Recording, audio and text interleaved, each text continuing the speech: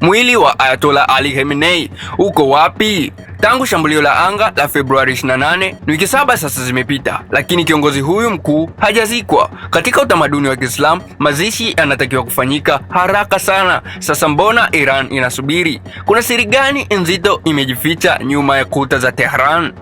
Kumbuka, kila kitu kilianza pale Marekani na Israel walipofanya operation yao ifahamikao kama Operation Roaring Lion, ambapo makazi ya Khamenei yalipigwa vibaya. Iran ilithibitisha kifo chake Machi 1 na kutangaza siku 40 za maombolezo. Lakini hapa ndipo mchezo ulipoanza kuwa wa ajabu. Siku 40 zimepita tokea Aprili 9. Watu wameingia mitaani kulia na kuomboleza, lakini jeneza halipo. Hakuna mazishi ya kitaifa yaliyofanyika kama yale ya miaka nyuma ya Ayatollah Khomeini. Vyanzo vya kijasusi kama vile Aman ya Israel na wachambuzi kutoka Foundation for Defense of Democracies wanasema Iran inaogopa. Wanahofia kuwa tukio lolote kubwa la mazishi litakuwa shabaha rahisi kwa makombora ya Israel. Wanafikiria kumzika katika mji wa Mashhad, lakini hata huko usalama ni mdogo. Kwa kifupi, utawala wa Iran unahisi kuwa dhaifu mno kiasi cha kuogopa hata kukusanyika kwa watu kumzika kiongozi wao. Wakati hayo yanaendelea, kijiti kimeshachukuliwa na mwanae Mojtaba Khamenei, lakini naye yuko mafichoni. Ripoti zinasema aliumia katika shambulio lilomuua babake na bado anauguza majeraha. Je,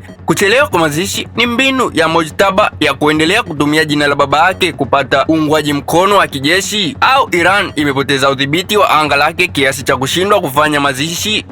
Hali ni tete kati ya hofu ya vita, ceasefire ya wiki 2 inayozungumziwa na mwili wa kiongozi mkuu ambao bado uko kwenye majokofu. Iran ipo katika wakati mgumu zaidi kuwahi kutokea. Je, unadhani Khamenei atazikwa kwa siri au dunia itakuja kuona mazishi makubwa pindi tu hali itakapotulia? Drop comments yako hapo kwenye comment section, lakini pia usisahau kusubscribe, like, share, turn on notification ili uwe wa kwanza kupata updates ya matukio mbalimbali yanayozidi kujiri every time. I'm out.